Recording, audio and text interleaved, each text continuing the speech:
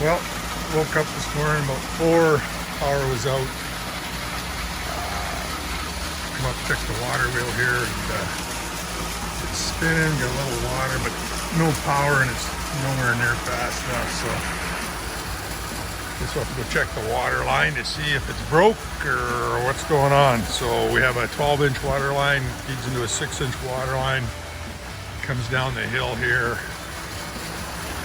goes through the valve, to the water wheel, spins the water wheel, spins the alternator, creates electricity, but that's not happening. Well, I didn't have to go far to find the leak. Fittings broke here on the 6-inch, probably 150 feet above the water wheel. I'm sure this is the only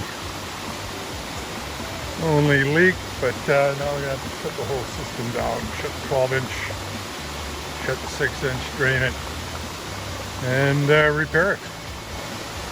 Well, it's going to be a sunny day, so that's better than pouring rain, so let's get it going.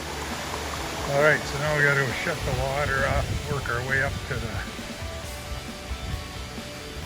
the dam to shut off there.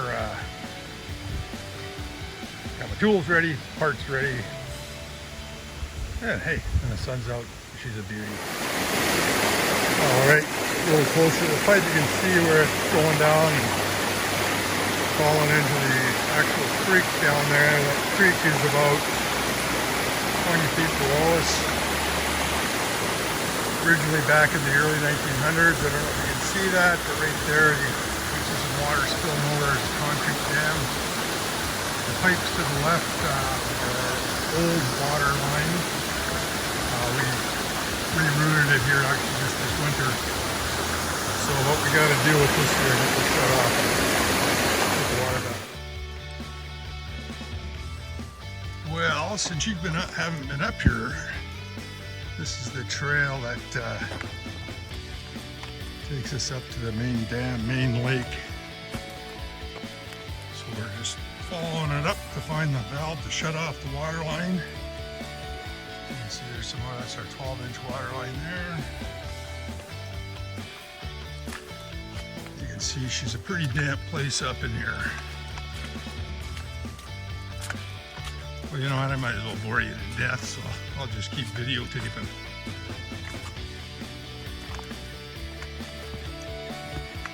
So these old trails were put in at the turn of the century when they built the cannery. I'm assuming they had horse or mule cart type trails, but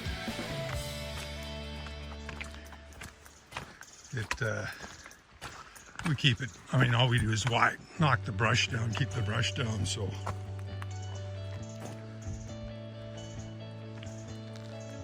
Whoop, there's a mud hole, god damn it.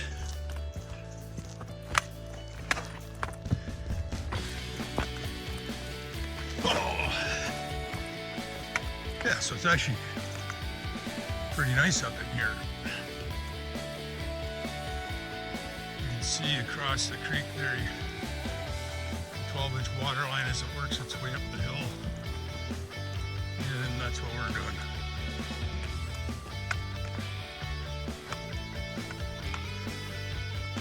Doo-doo-doo-doo.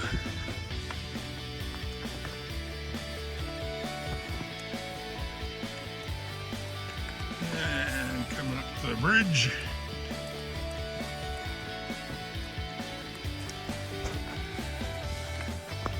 Oh, you don't want to step there. It's a long ways down. A long ways. Then you can see the creek's not running very much. Considering we got that great big lake, so. But normally that creek is right up on both sides. You better pay attention before I go on my ass.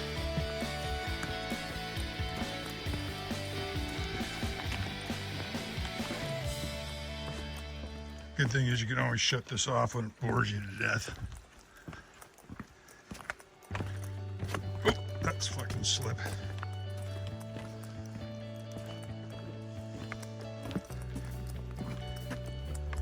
Those yellow things, flowers, are skunk cabbage. Look pretty, but they stink.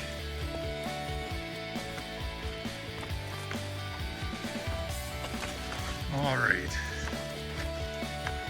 Mosing. It's a lot steeper than it looks. Don't be fooled. I'm not in that great a shape.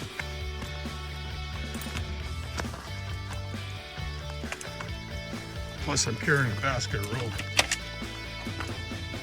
It doesn't go well. I'll just hang myself. Just kidding.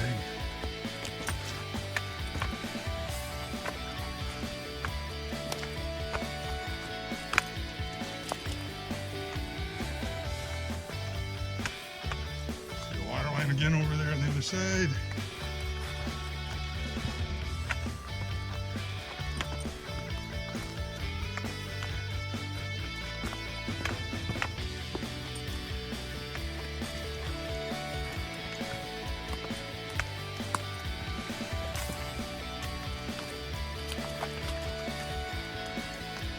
Of course, this stuff always happens when I'm by myself usually.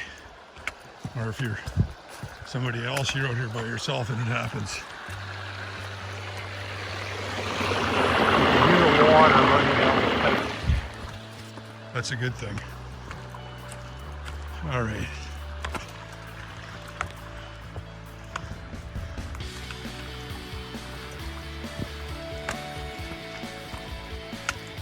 Okay, there's the valve.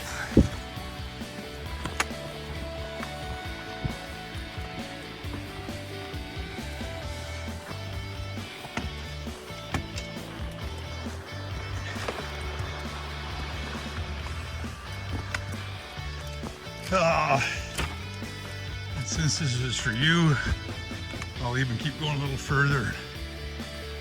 Show you our lake and our dam here.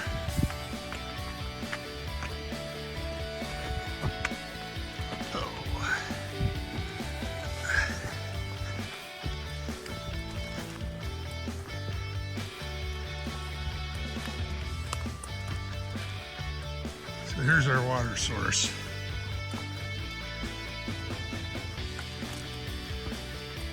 Like I say, back in the turn of the century, 1900s, they put this concrete dam in, and the white pipe, the 12-inch pipe you see we installed. It's quite pretty here. Anyways, chat later. Gotta go back to work.